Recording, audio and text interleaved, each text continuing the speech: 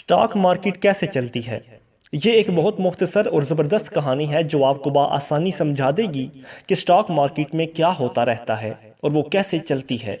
ایک انگریز ایک گاؤں میں گیا اور ادھر جنگل میں بندر دیکھ کر اس نے تمام لوگوں میں اعلان کر دیا کہ جو کوئی بھی مجھے ایک بندر لا کر دے گا میں اس سے $10 دوں گا۔ اس کی بات سن کر بہت سے گاؤں والے جنگل میں گئے اور روز بہت زیادہ بندر پکڑ کر لانے لگے۔ وہ بندروں کو ایک بڑے سے پنجرے میں بھرتا جاتا۔ اس نے دیکھا کہ بتدریج ان کی سپلائی کم ہونا شروع ہو گئی تو اس نے گاؤں والوں کو اکٹھا کیا اور اعلان کر دیا کہ آج کے بعد ہر ایک بندر کے عوض میں تمہیں $20 انعام دوں گا۔ سارے لوگ ایک بار پھر سے متحرک ہو گئے اور بندر پکڑ کر لانے لگے۔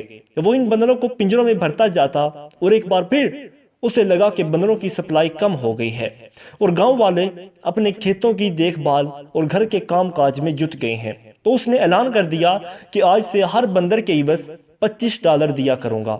لوگوں کے کانوں پر اس دفعہ جوں تک نہ رینگی تو وہ انگریز شہر کا ایک چکر لگا کر آیا اور اپنے ایک ملازم انگریز کو ادھر سے ساتھ لے آیا۔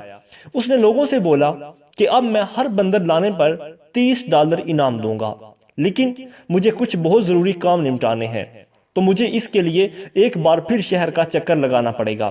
اس دوران میرا یہ لڑکا آپ سے سودا کرتا رہے گا۔ اس کے جاتے ہی اس لڑکے نے گاؤں والوں کو اکٹھا کیا اور اعلان کر دیا کہ جو کوئی بھی ایک بندر خریدے گا میں اسے صرف $35 میں دے دوں گا، اور جب میرا مالک واپس آ جائے تو کوئی اسے مت بتانا۔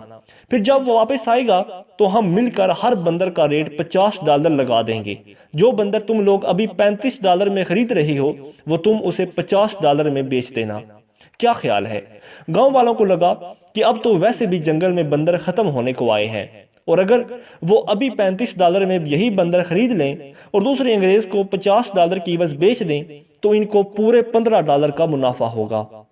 انہوں نے اس بات کی حامی بھر لی اور آدھے سے زیادہ گاؤں والوں نے بندر $35 میں خرید لیے۔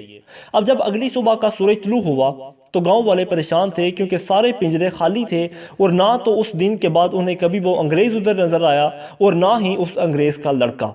اس طرح سٹاک مارکیٹ اپنے شیئر سستے داموں بیچتی ہیں اور ان کے ریٹ بڑھاتی جاتی ہیں، اور لوگ بیوقوفوں کی طرح ان کے شیئر جمع کرتے جاتے ہیں، اور جب کمپنی کے شیئر اصل میں کسی بھاری منافع کا باعث بننے لگتے ہیں تو معلوم پڑتا ہے کہ یا تو کمپنی گورنمنٹ کو دے دی گئی اور اسے پبلک بنا دیا گیا یا کمپنی ہی ختم ہو گئی۔